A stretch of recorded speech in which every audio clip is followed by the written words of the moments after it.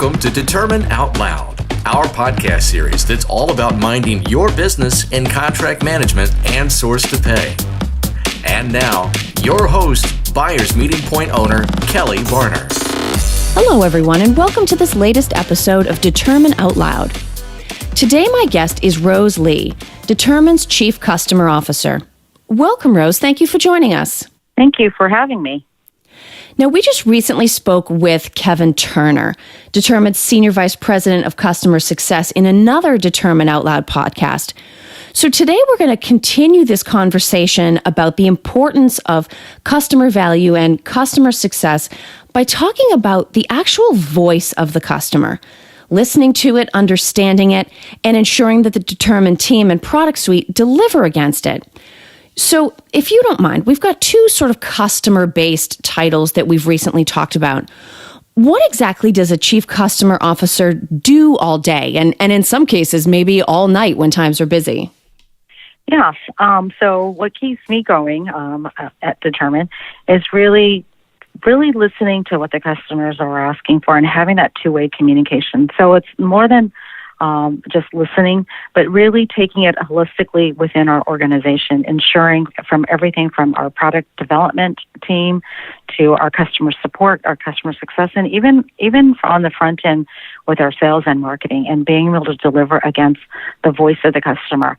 That's what I do at Determine, is really trying to not only understand and listen and hear and their feedback and their thoughts, but then also how do we actually deliver against meeting a customer's expectation. Customers are signing up and they're using our Determine software for a variety of needs, and how do we actually deliver against that so that our customers are successful? That's kind of the name of the game. How do we ensure that our customers are successful within their own organization?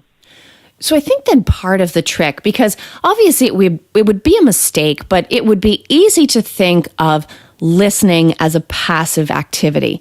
But clearly you're taking in this customer voice and translating it into an execution plan, translating it into very specific direction for different teams at Determine to prioritize and act upon. How would you say that you take that voice of the customer and ensure that it becomes actionable, not just in terms of very specific requests for things that you can handle, but also in terms of the big picture, the direction that the company takes or the roadmap that the product is on? Yeah, that's a very good question, Kelly. So again, a lot of, obviously, the product is driven by the direction of the industry and where it's headed. But by working with our customers and really having a two-way communication, we can also anticipate what their desires and their needs are and what they're trying to accomplish. May it be everything from risk mitigation to ensuring that there's a procedure that everyone's following, so that they can ensure that there's consistency throughout their organization. So, for example, we get a lot of feedback from some of our customers on UI, and I can think of an instance where a customer is using our Determine contract management. And these are little simple tweaks that they had asked for in order to make sure that the end user, when they're creating a contract or an NDA and they need an approval process, or let's say it's at the very last stage, it's a signature or there's an amendment or there's a renewal that's coming up. They wanted us to be able to change that to a different color button so that the individual is notified. I took that information from our customers. Of course, I shared it with our product development team, and we were able to put that in place. It's a simple UI change, but again, it's anticipating the customer's needs and desires and trying to simplify and making it much more user-friendly for the customer. So that's one example from product development, but there's everything from having our user groups. Again, that opens an opportunity for us to be able to have two-way conversations with our customers. So it's not just a written communication one way, but really having the opportunity to interact and then taking that information and making it actionable throughout the organization. So one of the things that I know, certainly because I see the evidence of it on social media, and it came up in our conversation with Kevin, is that Determine does have very active user groups. And I'm sure that's a great opportunity to hear firsthand and watch people speak and use their voice on their own behalf to make the platform do what they need it to do.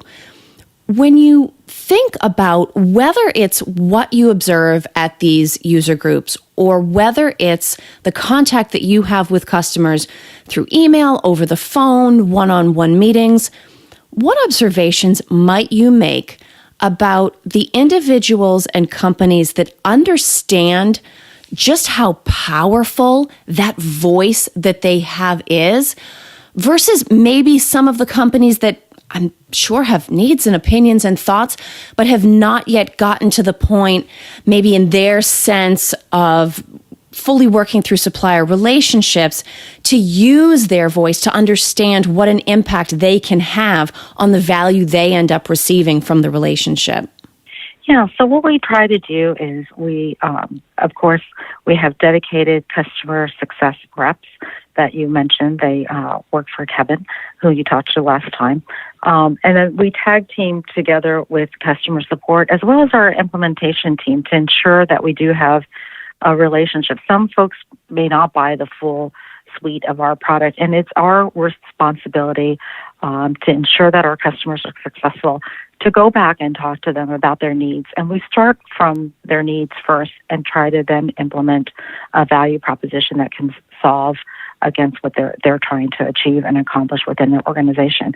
Or it might be in a different department that needs that has a different need, and at that time we'll go out and we'll try to meet with the various individuals. So again, it's really truly partnering with our customers, like any kind of relationship, like a husband and wife, child, parent, or even, with your suppliers, your vendors, but really having that open dialogue and a lasting partnership so that we can build on it. So again, it's really understanding what the customer needs and being able to meet their goals. Sometimes we may not be able to, and we'll have to go back and say that's probably not something that we can do, or it's something that we also have other business partners that we work with, and we can bring some of those folks in too.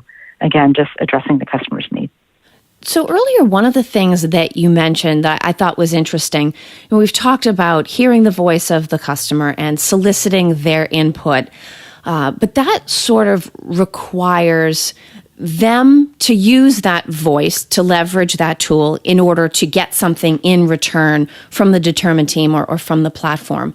But over time, you talked about being able to anticipate the voice of the customer or anticipate needs.